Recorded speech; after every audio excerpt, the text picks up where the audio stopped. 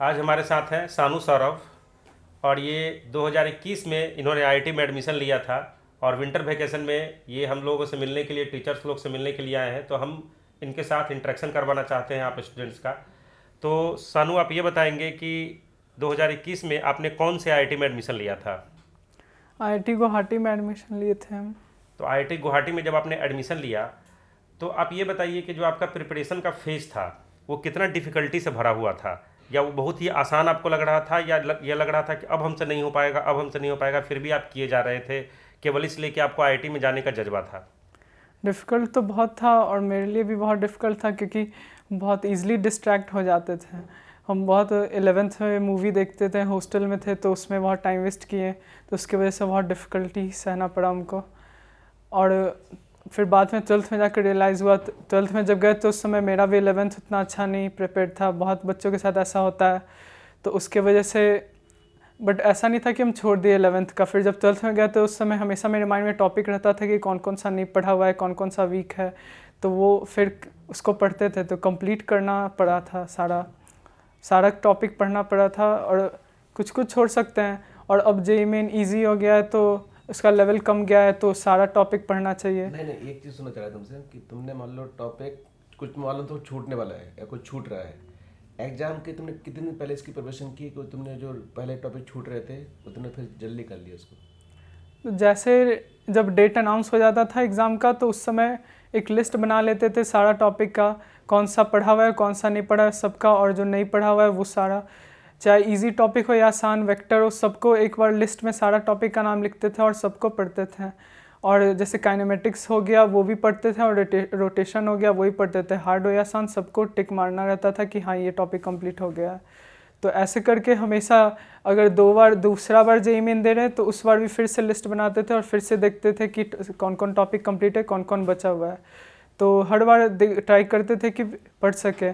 और JEE main के लिए ज़्यादा करते थे कि मैक्सिमम चैप्टर कंप्लीट कर सके, क्योंकि उसमें जितना ज़्यादा पढ़ा हुआ है, जितना ज़्यादा फील्ड से, ज़रूरी नहीं है पूरा डेप्थ में हो, लेकिन जितना ज़्यादा पढ़ा हो उतना अच्छा है। फिर जब एडवांस आता था तो उस समय स्पेसिफिक और जो जिसका क्वांटिटी ज़्यादा है, जैसे इलेक्ट्रोस्टैट्स ये सब के टॉपिक को ज़्यादा पढ़ते थे डीपली, और इसका प्रीवियस ईयर भी बनाते थे और स्ट्रॉन्ग बनाते थे टॉपिक को। जैसे रोटेशन को लेकर पूरा सिंगेज सॉल्व करते थे, जितना ज़्यादा क्वेश्चन हो सके सारा किए थे रोटेशन के लिए, उसको बहुत स्ट्रॉन्ग बनाए थे। उसका प्रीवियस ईयर भी सारा किए थे। इसी तरह फिर मैथ्स में भी किए थे, सारा टॉपिक नहीं किए थे। मैथ्स का ज्योमेट्री बहुत हार्ड था। लोगों के लिए कुछ बोले बता सकते हो जो जो मान लो 11th में ठीक ठीक पढ़े, मतलब ज़्यादा इंटरेस्ट शो नहीं किया, लेकिन 12th में थोड़ा बहुत ज़्यादा सिंसियर हो गए, तो उन्हें कुछ तुम गाइड कर सकते हो इस टाइम? हाँ, हम खुद ऐसे ही थे। 11th में जब हॉस्टल लाइफ में गए थे तो वहाँ पे पेरेंट भी नहीं था, अकेले थे, तो गाइडेंस भी नहीं था, तो कोई दिखता नहीं था, तो उसमें हम डिस्ट्रैक्ट हुए थे। फिर 12th में जाकर खुद अपने आप पढ़ना शुरू करना पड़ता है, क्योंकि कोई और नहीं आएगा। और पता हमेशा रहता था, हमेशा सुनने को मिलता था कि कॉलेज में जाना है, बस थोड़ा सा मेहनत करना है, तो हमेशा माइंड में था। तो उसके लिए आखिर में खुद में ही पढ़ना शुरू करना पड़ेगा। और जो एग्ज़ाम जब जैसे देते थे वो कोचिंग का कुछ स्पेशल किया कि मान लो जब तुम्हारा 11th में थोड़ा टॉपिक वीक हो गए थे मान लो, और 12th का भी सिलेबस पढ़ा था इतना सारा, तो तुमने कैसे मैनेज किया? कुछ ऐसे हिंट बता सकते हो बच्चों को जो जो उनकी कमी है वो जल्दी रिमूव करने बोलो? ऐसा मेरा था कि थोड़ा मेरे को उतना डिफ़िकल्टी नहीं होता था टॉपिक समझने में। तो मेरा था कि ऐसा नहीं कि हम पढ़ाई नहीं की, क्लास में हमेशा सुनते थे तो कॉन्सेप्ट पता था। ऐसा नहीं था कि हमको बिल्कुल ही नहीं नॉलेज था, तो प्रैक्टिस नहीं था, कॉन्सेप्ट पता था, तो अगर उससे रिलेटेड यूज़ भी होता था तो हम समझ में आ जाता था क्लास में। तो हमेशा नॉलेज रहा है कि क्या क्या चल रहा है, ऐसा नहीं था कि पूरा ब्लैंक है। तो उसके वजह से हमेशा मतलब कभी दिक्कत नहीं हमको क्लास में समझने में, हमेशा सही था। तो बस प्रैक्टिस का कमी था, जो और वही ज़रूरी है क्वेश्चन सॉल्विंग के लिए।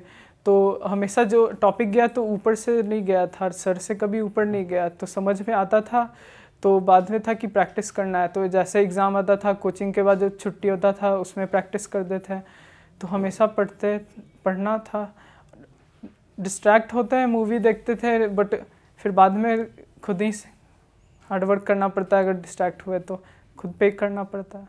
अच्छा सर, ये बताइए कि जो 11th क्लास के बच्चे होते हैं जब 12th में जाते हैं तो वो बार बार हम लोग से क्वेरी पूछते रहते हैं कि सर अब 12th का बोर्ड भी हमारा है और 11th का भी रिवीजन करना है जेई मेन के लिए, उसको हम बैलेंस कैसे करें? 11th और 12th की पढ़ाई आपने कैसे बैलेंस की? बोर्ड के लिए तो ज़्यादा कुछ नहीं, 10 दिन में ही हो गया था।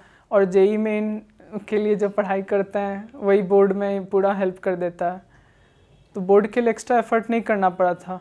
और 11th-12th के बीच में भी छुट्टी मिलता है तो उस समय 11th का कंप्लीट किया जा सकता है।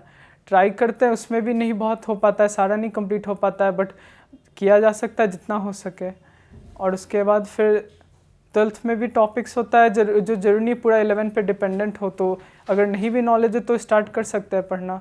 और फिर अपना थोड़ा थोड़ा, जैसे जब 12th का स्टार्ट हो गया तो उस समय 11th का अगर बचा हुआ है तो ऐसा नहीं कि 11th का ख़त्म कर देना है, जितना जल्दी हो सके एक टॉपिक करके ख़त्म कर सकते हैं। क्लास में कुछ चल रहा है, अपना रूम पे आके कुछ और एक टॉपिक करके ख़त्म कर सकते हैं। अपना माइंड में होना चाहिए कि कौन सा ख़त्म करना है एक्स्ट्रा साइड में चलते हुए। अच्छा सानू, जैसे इंजीनियरिंग की जो भी बच्चे तैयारी करते हैं उनका एक मन में जो टारगेट होता है आईआईटी में पहुंचना होता है, तो जब आप आईआईटी जे एडवांस क्वालिफाई करके जब आप पहली बार जब आईआईटी के गेट पे पहुंचे, जब बैग एंड बैगेज लेकर के जब आप बड़ा सा आईआईटी का गेट दिखा होगा, उस समय आपको कैसा फील हुआ? उस हैप्पीनेस को आप बताना चाहेंगे? हाँ, बहुत अच्छा फील हुआ।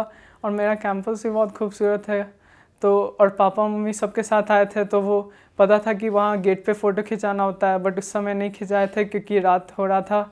फिर जब आते वक्त खिंचाए थे फ़ोटो, और उस समय यही हो रहा था, पापा मम्मी का रिएक्शन था बहुत बड़ा कैंपस है, बहुत बड़ा कैंपस है। मेरे पहले से पता था कि बहुत बड़ा कैंपस होगा, तो उन लोग के लिए सरप्राइज़ था। तो उस समय यही खुशी हो रहा था कि पापा मम्मी को अच्छा लग रहा है, वो लोग शौक थे कि बहुत बड़ा कैंपस है। आपके मम्मी पापा जिस आप कॉलेज में पढ़ रहे हैं उनसे उनको हैप्पीनेस मतलब कैसा फील हो रहा है? उनको लग रहा है कि हमारा बेटा आईआईटी में पढ़ रहा है, उनको ऐसा कुछ फील हो रहा है? हाँ, 10th तक बहुत डांट पड़ता था कि नहीं पढ़ने वाला क्या करेगा।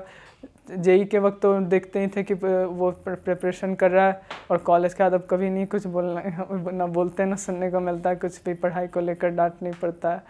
तो क्योंकि पता है उन लोग को कि सिक्योर है, मेरे को नहीं कोई बोलता है कि कैसा करेगा, क्योंकि पता है आईआईटी में चला गया तो भी अच्छा कर लेगा। मीन्स अगर आप एक बार आईआईटी में पहुंच जाते हैं तो ये वेरीफाइड हो जाता है कि आप मेहनती बच्चे थे, आप में पढ़ने वाले बच्चे थे, आप में डेडिकेशन, कंटिन्यूटी, हार्ड लेबर सब था, तभी आप आईआईटी में पहुंचे। और कहीं ना कहीं जो कंपनीज होती हैं जो कि जॉब रिक्रूट करने के लिए प्लेसमेंट लेकर आती हैं, उनके माइंड में भी ये बात रहता ही है कि ये बच्चा अगर किसी आईआईटी में है तो ये ज़रूर ही टैलेंटेड बच्चा होगा, अगर इसको हम ले जाएंगे तो ये निश्चित अच्छा काम करेगा, इसलिए उनको हायर पैकेज भी ऑफर किया जाता है।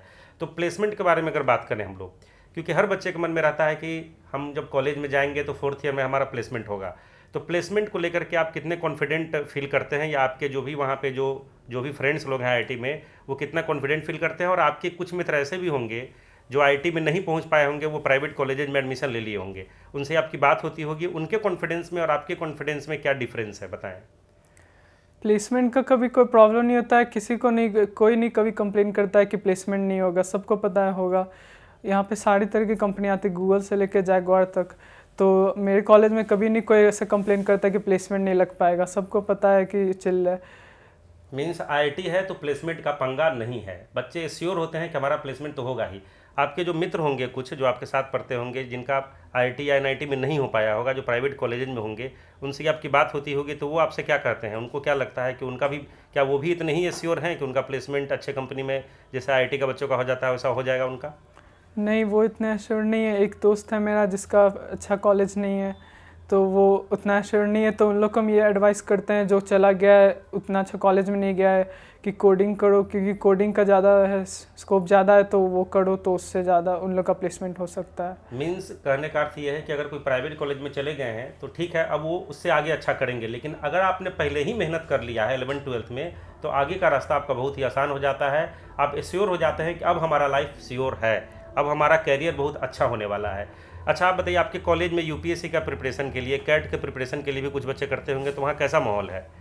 भैया होते हैं, बहुत लोग भैया होते हैं जो करते पढ़ते हैं, तो उन लोग का अगर रूम में ही जाते हैं तो वो दिख जाता है, मैप वैप लगा हुआ रहता है, तो पता चल जाता है कि वो प्रिपेयर कर रहे हैं, तो उन लोग से बात कर सकते हैं, उन लोग से पूछ सकते हैं। उन लोग तो ऐसे होते हैं बहुत सारे भैया जो लोग अलग अलग तरह के, और बहुत तरह के लोग करते रहते हैं कुछ ना कुछ, तो अगर अगर अगर बस एक चले गए और किसी से बात भी कर लिए तो बहुत ऐसे मिल जाएंगे कॉन्टैक्ट जो कुछ ना कुछ कर रहे हैं, तो हर तरह का फील्ड करते हुए मिल जाता है। और आप ये भी सुनते होंगे कि जैसे 4th ईयर के कोई सीनियर है, उनका यूपीएससी में सिलेक्शन हो गया, ऐसा भी देखते होंगे आप।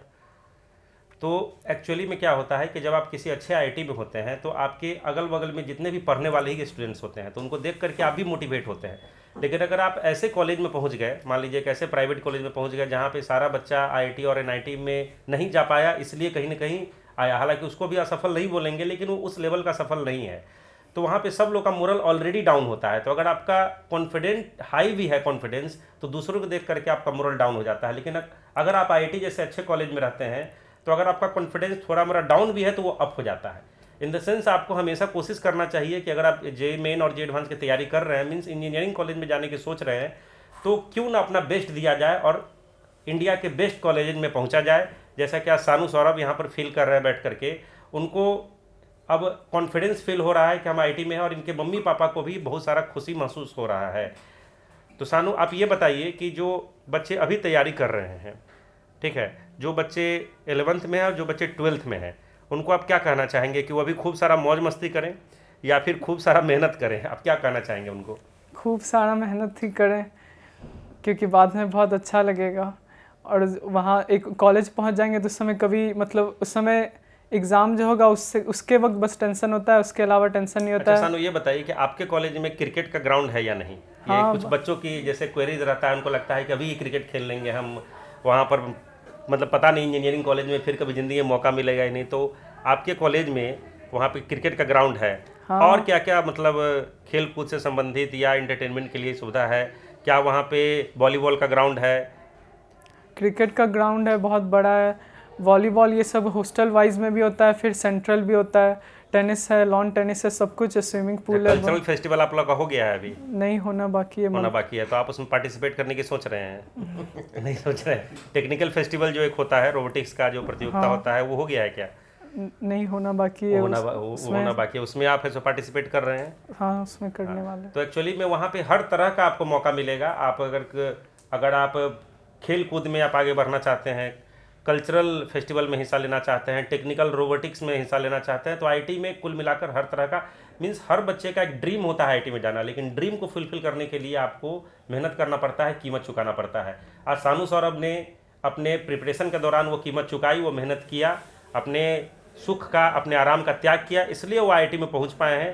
तो इनसे बात कराने का यही पर्पज़ था कि जो बच्चे प्रिपरेशन कर रहे हैं वो मोटिवेट हों और वो भी अच्छे से तैयारी करें। Thank you.